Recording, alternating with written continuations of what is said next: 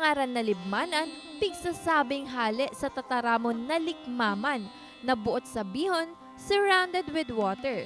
Kadaklan man ng God kan 75 na barangay sa banwaan na ini, napapalibutan ni mahiwas na katubigan.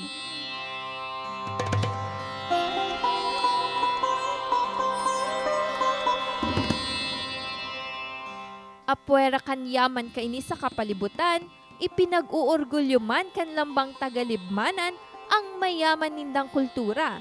Kaya man, dai pinalampas ka Mag TV na Oragon na makiugmasa sa indang kapistahan.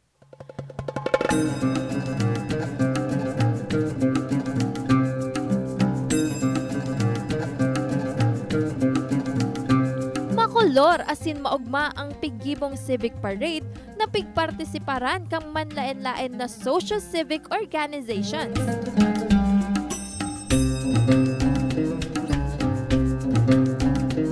Hataw sa street dance ang mga contingents, asin kasabay man sa parada ang mga colorful na floats.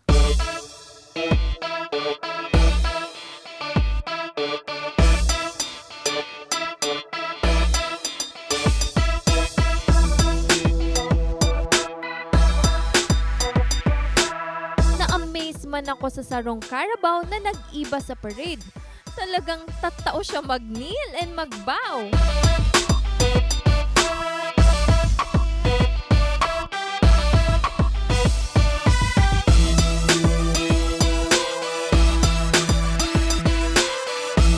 Sa likod kan Trayumpo kan Libmanan Town Fiesta, iyang ina kan sa indang banwaan. Hi mga kamags, I'm with Mayor Marilyn Jimenez of Libmanan, Camarines Sur. So Mayor, happy fiesta po. So para sa 2012 fiesta, ano po ang theme kang Libmanan?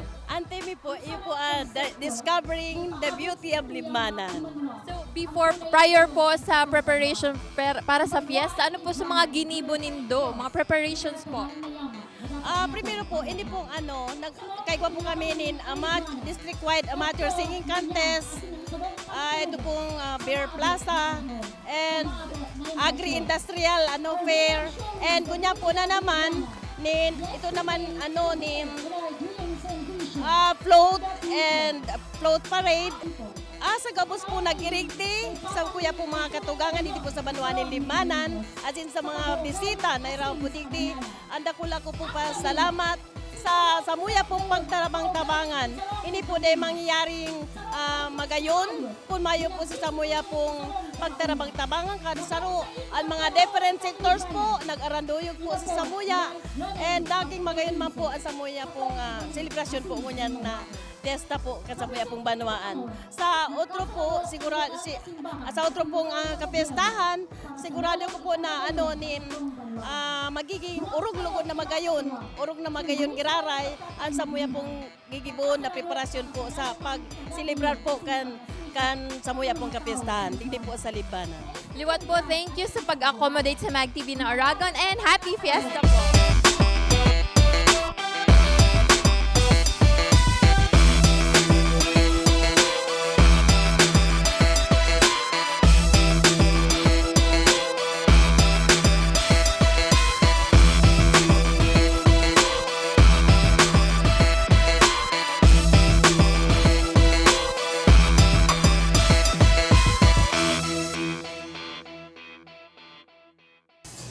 Lovely candidates halis sa malain-lain na barangay kang Libmanan ang maralaban tanganing makuha ang corona kang Miss Libmanan 2012. Sa opening production number, nagdagdag init ang fire dance performance ng mga competing ladies. Sa swimsuit competition, sa indang sexy figures, ibinida.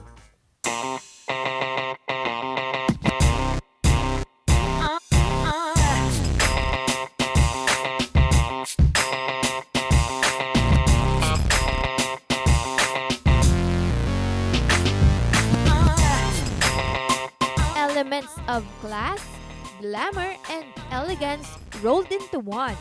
Iyan ang ipinahiling sa long gown competition.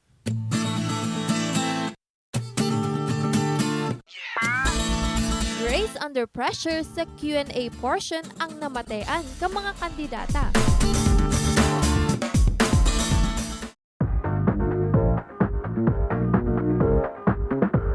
To all the winners of this year's Miss Libmanan, congratulations!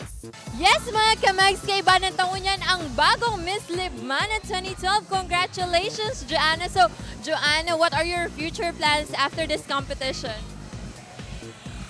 Maraming salamat po sa lahat. Plano ko pong tumulong sa mga kabarangay ko, especially to those sa mga nagtiwala sa akin. Yun lamang po't maraming salamat. And any message sa gabos na nagsuporta sa imo niya na banggi? Maraming salamat po sa mga sumuporta at nagtiwala sa akin. Hindi ko po yan expect na mananalo ko, pero ginawa ko po lahat para sa barangay namin. Yun lamang po. Alright, congratulations!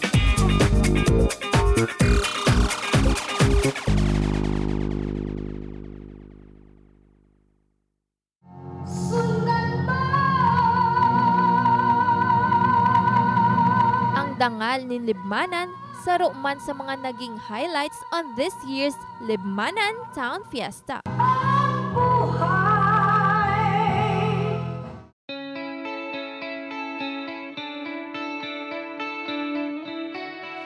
Sa okasyon na ini, pigtawan onra ang mga Libmanenyos na dakula ang naging kontribusyon sa saindang piniling propesyon.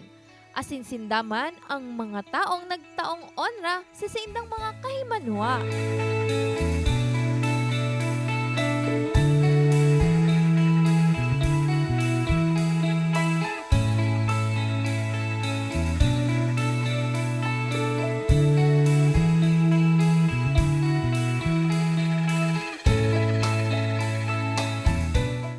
LGU Libmanan asin sa gabos na nagtarabang para maging matrayumpo ang aktibidad na ini. Congratulations po!